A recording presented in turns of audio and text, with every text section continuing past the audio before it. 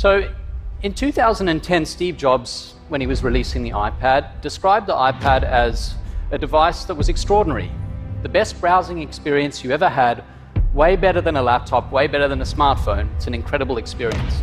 Now, a couple of months later, he was approached by a journalist from the New York Times, and they had a long phone call. And at the end of the call, the journalist threw in a question that seemed like a sort of softball. He said to him, "Your kids must love the iPad." And there's an obvious answer to this, but what Jobs said really staggered the journalist. He was very surprised because he said, "They haven't used it. We limit how much technology our kids use at home."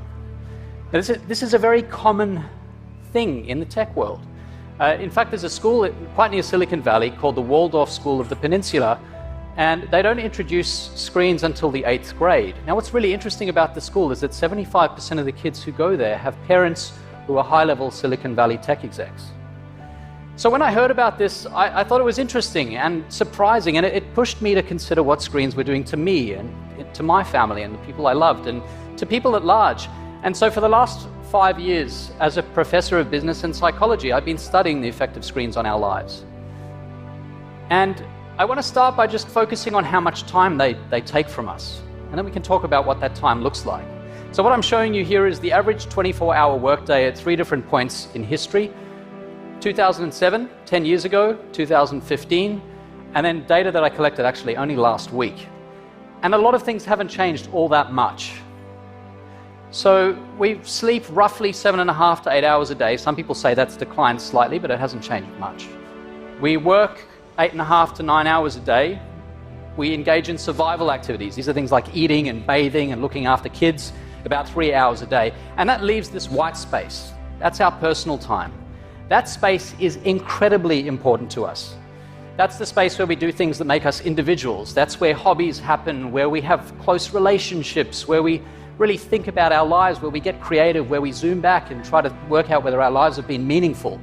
And of course, we get some of that from work as well, but when people look back on their lives and they wonder what their lives have been like at the end of their lives, you look at the last things they say, they are talking about those moments that happened in that white personal space. So it's sacred. It's important to us. Now, what I'm going to do is show you how much of that space is taken up by screens across time. In 2007, this much. That was the year that Apple introduced the first iPhone. 8 years later, this much. Now, this much. That's how much time we spend of that free time in front of our screens. This yellow area, this thin sliver, is where the magic happens. That's where your humanity lives. And right now, it's in a very small box. So what do we do about this? Well, the first question is, what does that red space look like? Now, of course, screens are miraculous in a lot of ways. I live in New York. A lot of my family lives in Australia, and I have a 1-year-old son, and the way I've been able to introduce them to him is with screens. I couldn't have done that 15 or 20 years ago in quite the same way. So there's a lot of good that comes from them. And one thing you can do is you can ask yourself what goes on during that time. How enriching are the apps that we're using? And some are enriching. If you stop people while they're using them and say, "Tell us, how do you feel right now?" they say they feel pretty good about these apps. Those that focus on relaxation, exercise, weather, reading, education, and health. They spend an average of 9 minutes a day on each of these. These apps make them much less happy. About half the people, when you interrupt them and say, "How do you feel?" say they don't feel good about using them. Now, what's interesting about these, dating, social networking, gaming, entertainment, news, web browsing, people spend 27 minutes a day on each of these. We're spending 3 times longer on the apps that don't make us happy. That doesn't seem very wise. Now, one of the reasons we spend so much time on these apps that make us unhappy is they rob us of stopping cues. Stopping cues were everywhere in the 20th century. They were baked into everything we did. A stopping cue is basically a signal that it's time to move on, to do something new, to do something different. You know, it's easy to say between, say, 5 and 6 p.m., I'm going to not use my phone. The problem is 5 and 6 p.m. looks different on different days. I think a far better strategy is to say, I do certain things every day. There are certain occasions that happen every day, like eating dinner. Sometimes I'll be alone, sometimes with other people, sometimes in a restaurant, sometimes at home. But the rule that I've adopted is I will never use my phone at the table. It's far away as possible. Because we're really bad at resisting temptation, but when you have a stopping cue that every time dinner begins, my phone goes far away, you avoid temptation altogether. At first, it hurts. I had massive FOMO.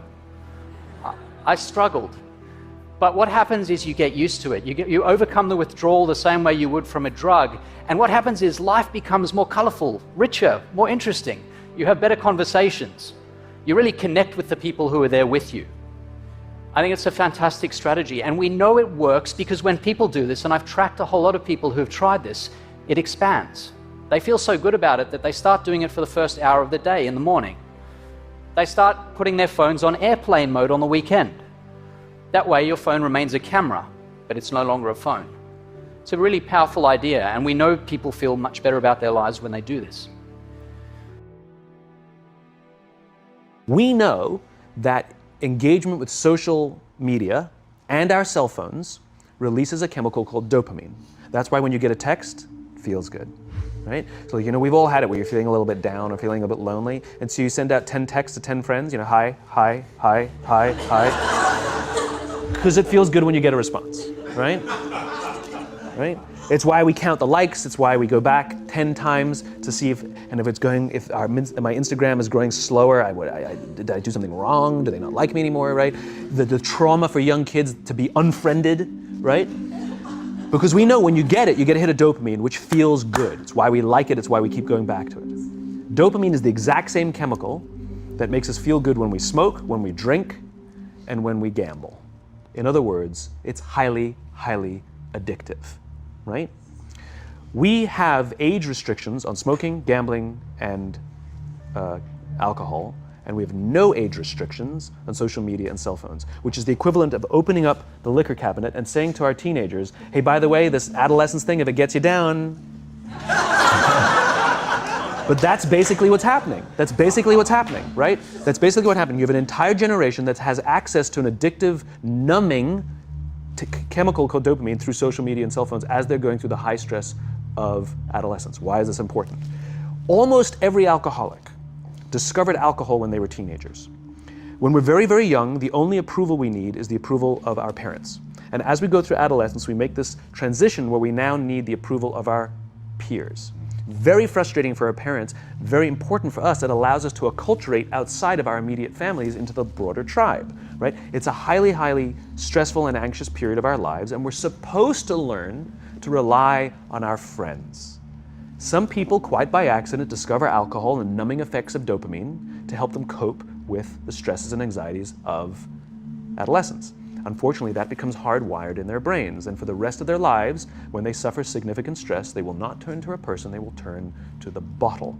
Social stress, financial stress, career stress, that's pretty much the primary reasons why an alcoholic drinks, right?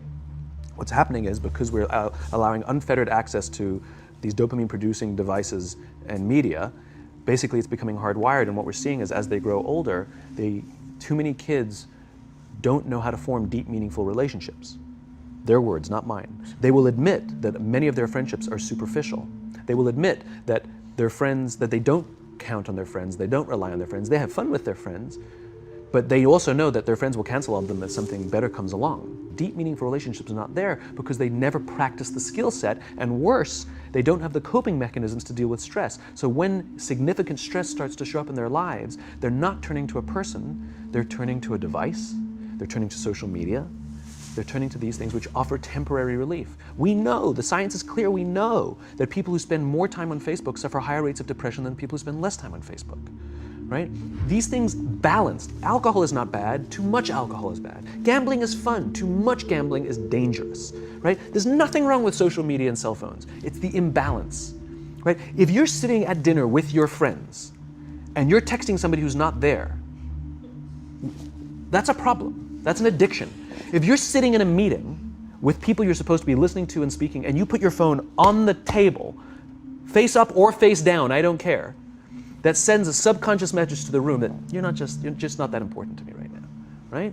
That's what happens. And the fact that you cannot put it away is because you are addicted, right? If you wake up and you check your phone before you say good morning to your girlfriend, boyfriend, or spouse, you have an addiction. And like all addiction, in time, it'll destroy relationships, it'll cost time, and it'll cost money, and it'll make your life worse.